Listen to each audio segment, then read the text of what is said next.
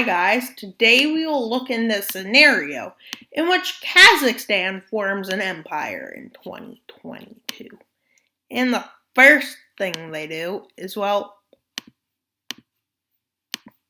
pretty obvious. They invade Kazakhstan. And then, well, the second thing they do is also pretty obvious. They push their forces into the north. Well, they push down here. Their plan is to push across here and cut off. But this is where they are. And while the plan is going, forces manage to push there. They push down here, cutting Kazakhstan into two.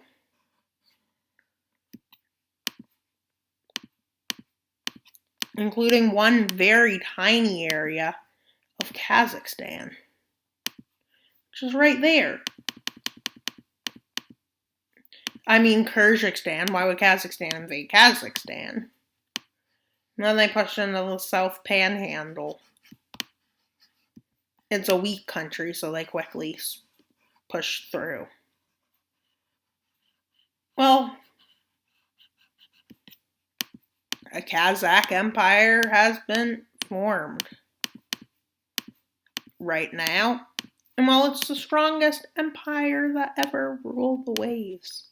Not true, but it could be. Well, it's building a navy. Yeah. But why? Oh yeah, they have this sea and that sea.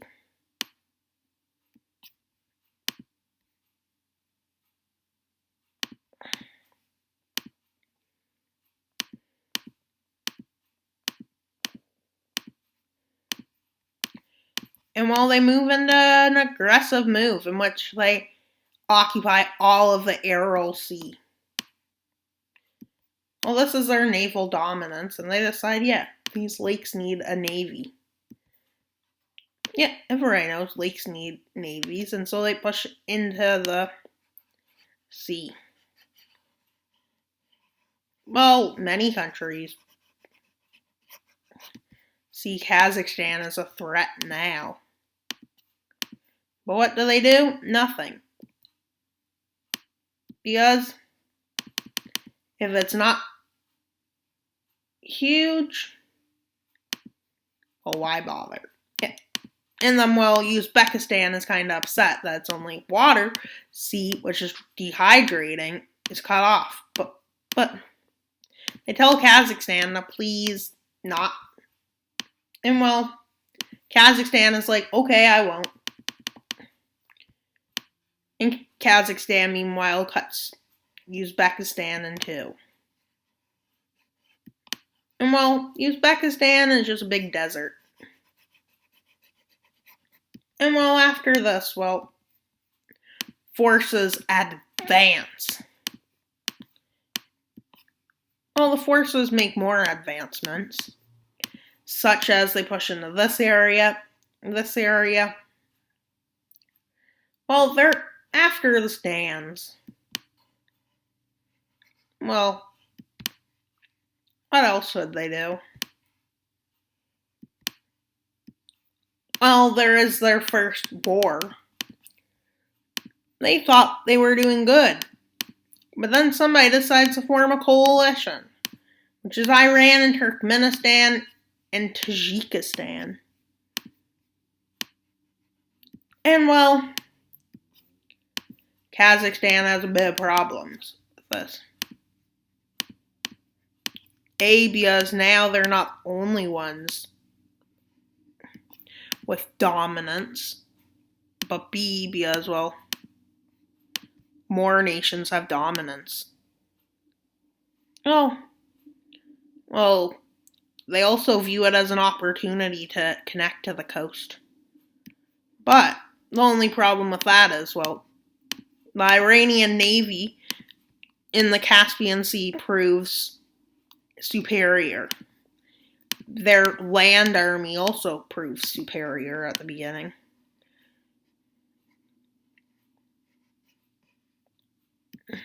And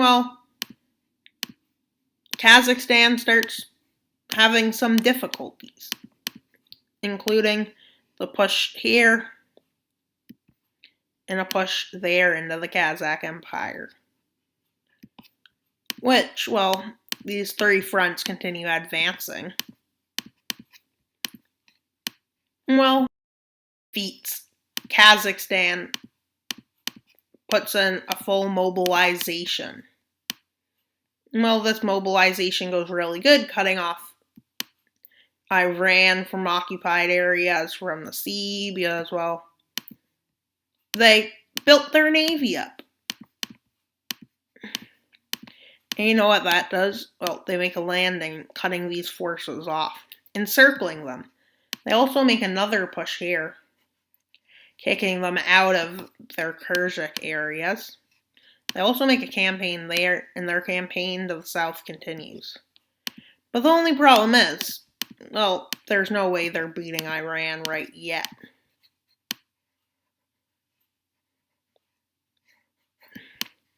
But they know they can push them far back.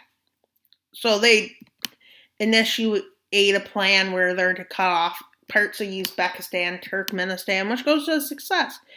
And, well, with Tajikistan isolated, well, they storm the country. The only problem here is that, well, Iran is still strong. But eventually, Iranian soldiers are forced to retreat from Uzbekistan, which they are about to fully encircle, which they managed to do, but barely encircling any Iranian forces. They thought, well, their strategies are better, but the only problem is that, well, yeah, and I will be right. A successful Kazakh campaign, well, Iran is pretty much neutralized.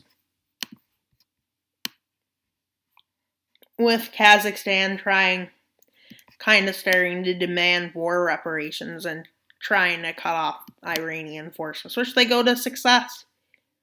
And this is a big chunk of Iran's military, which they now send a convoy towards Tehran, which goes really successful. They encircle the city of Tehran and take it. Iran is forced into surrendering, but the treaty isn't that harsh. Because, well, they view their ideal idea, which is don't punish Iran, but punish Iran. Pretty diplomatic, come to considering. Well, they agree to one thing. Iran shall get some lands from Turkmenistan, their ally. Kazakhstan shall annex all these territories. Yeah, they do a good job. Iran shall give up exclusive territorial rights to claim any land. And they will have to move their boats out of the Caspian Sea. Well, no, they don't need to denavalize it, but they need to move south to the new borders. And, well, they're forced to pay reparations, which leads to a weakened Iran, which is very weak and unstable.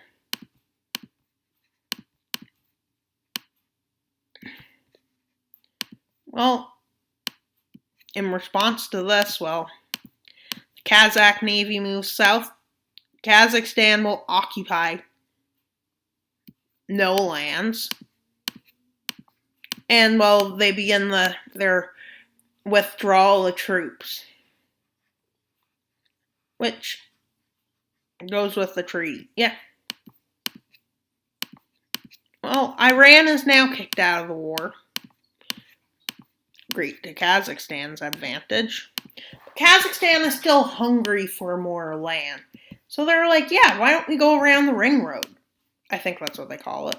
It loops completely around Afghanistan, which is good, but bad. Oh, this is assuming there's not going to be lots of guerrilla fighting. Which, well, yeah. Now they head down the ring road, which is getting destroyed. They climb mountains somehow. They have specially trained forces to fight guerrilla fighters. Oh yeah, paratroopers. Okay, so I guess you could say there's guerrilla fighting. Yeah, using Afghanistan's secret weapon to your advantage. Iran tries to claim this is against the treaty, which they use to justify their, movement of troops into the nation.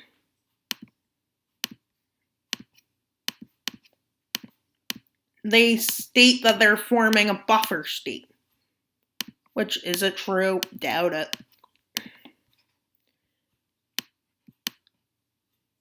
But if you think of it, they have mild success. As Kazakh forces manage to only get pushed back a tiny bit. Well, Afghanistan is pretty much falling to their rule. And well, Iran gets lands. And well, they come up with a genius solution. Yeah. I said it, but no, it's not genius.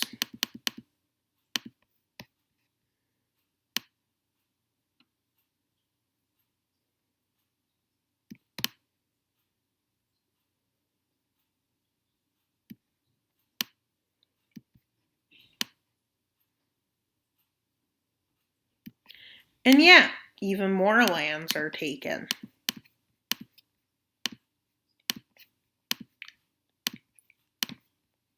Well, Iran tries to form an alliance with Saudi Arabia officially establishing diplomatic relations with the Kazakh Empire, who is about to start a bigger conflict, a very big conflict.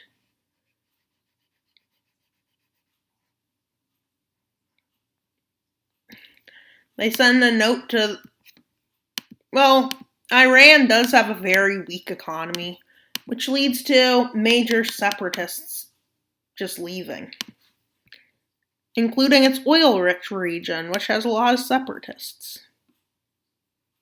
And then they have the Lur lands declare independence. Well, yeah. The country is becoming more and more destabilized, which Azerbaijan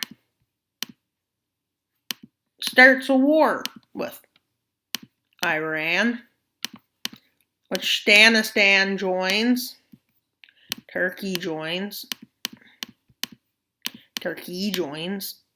don't know. What do you think? And well, the separatists are somehow, and fairly, not just somehow, but are for some reason, and somehow are absorbed into Iraq. Yeah, very well. And like Turkey is not on the red team. Yeah, they are. That's a joke. But they do have some relations with Iran, but I don't know. Well, they start a major conflict breaks out. Turkey and Azerbaijan have major success.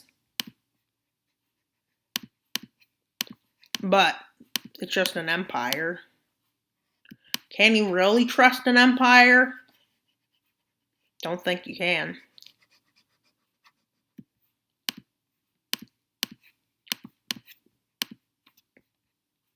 Iran finds that out the hard way with them doing this. Well, they managed to do this in a mountainous region. And while Iraq is very strong.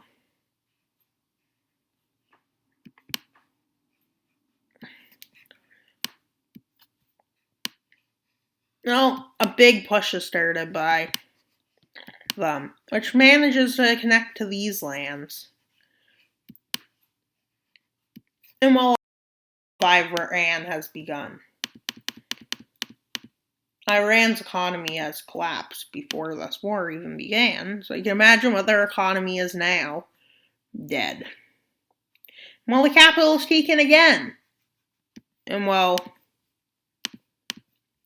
just because Kazakhstan annexes the nicest looking borders they can think of.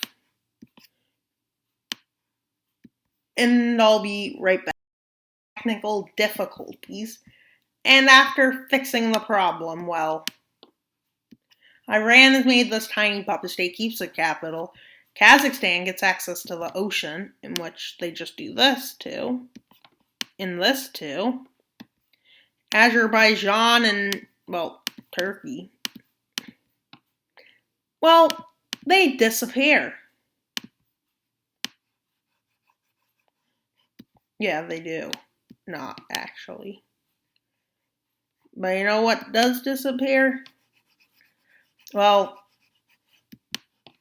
a war.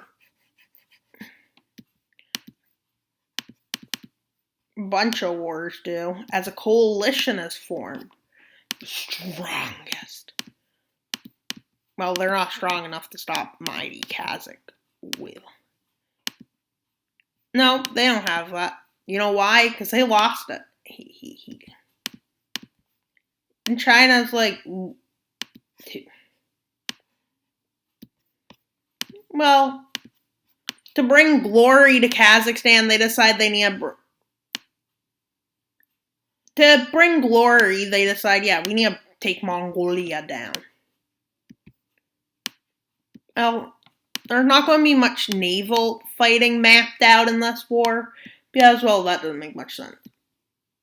Don't do that. That's so difficult. And yeah, well, this needs to go to like 15. Well, we're going to 8. Yeah, well, quickly after the war begins, Pakistan's navy is encircled and then kicked out of the bay. Yeah. Well, they push across Pakistan in the north. And well, they do this. Effectively wiping Pakistan out. But at a cost.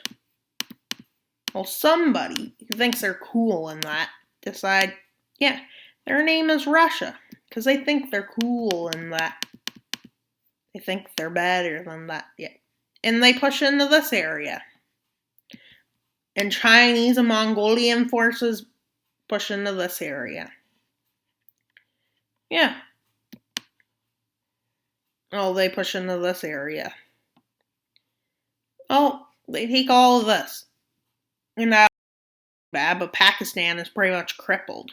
So Pakistan kind of collapses. Yeah, they kind of do. And then, well, they push into Kashmir. Push into China.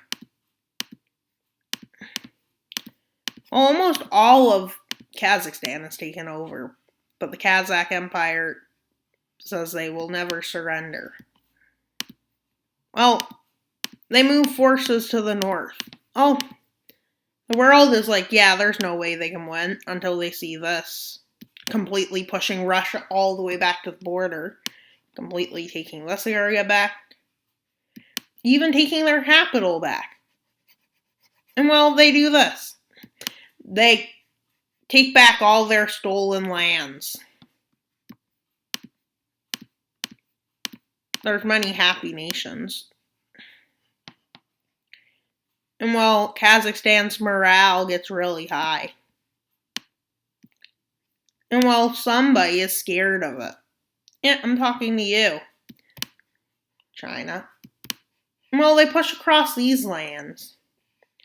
Well, they push up here. They near Mongolia's capital, which they take. Yeah, and they take over the country of Mongolia, because why not? And yeah, they take over the Xinjiang region before they send a peace treaty, which is refused at first, but then when Beijing is threatened, and Russia is just losing, well, they come to the negotiation table.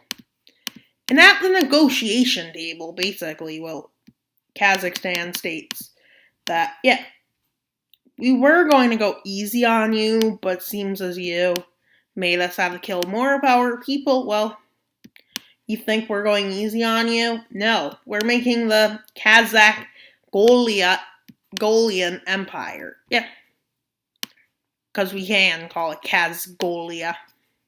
Even though it sounds weird, we don't care, because we're Kazgolia. And who's ever heard of Kazgolia? No one. They completely made it up. They say they're the successor to the Mongol Empire. Yeah, sure. Kazgolia. Do you really sound that Mongol? Yeah. Yeah, well, maybe you do. Oh my god, look. See, if you do that, this happens. See how great GIMP is? Well, at least for mapping, it's great. And then Kazakhstan is chanting their favorite songs. No, I don't know. But if you think of it, wouldn't this make Kazakhstan the strongest nation? No. It would basically just mean no one was prepared for Kazgolia's return. Never existed before. But, you know, Kazgolia. Oh, Genghis Khan is reborn, but this time as Kazakh, is what they say. But, you know, it can't be up. Who doesn't want to beat G Khan? And everyone wants to be an imperialist. Well, no one can be. And now, well, Kazakh Empire is the strongest nation on the face of the earth. And look at it. It goes all the way from Ukraine, yeah, all the way to almost the ocean again. They call them the Mongol successor state. Iran is right there. Iran's like, why did he make us a rectangle? Iraq is like, yeah, those lands are good, stabilizing my country. Then Yemen's just like, yeah, man, we recognize you, Kazgolia. And then Oman's like, oh man, hopefully Kazgolia doesn't invade us. And yeah, then we have India, who's like, yeah, we still claim Kashmir, even though we know you're a superior force, so we won't reckon with you. China and Russia wants revenge. Turkey and Azerbaijan are just like, yeah, Kazakhstan is great. And thank you for viewing. I hope you enjoyed. Please like and subscribe. And that's all for today's video. Wild Map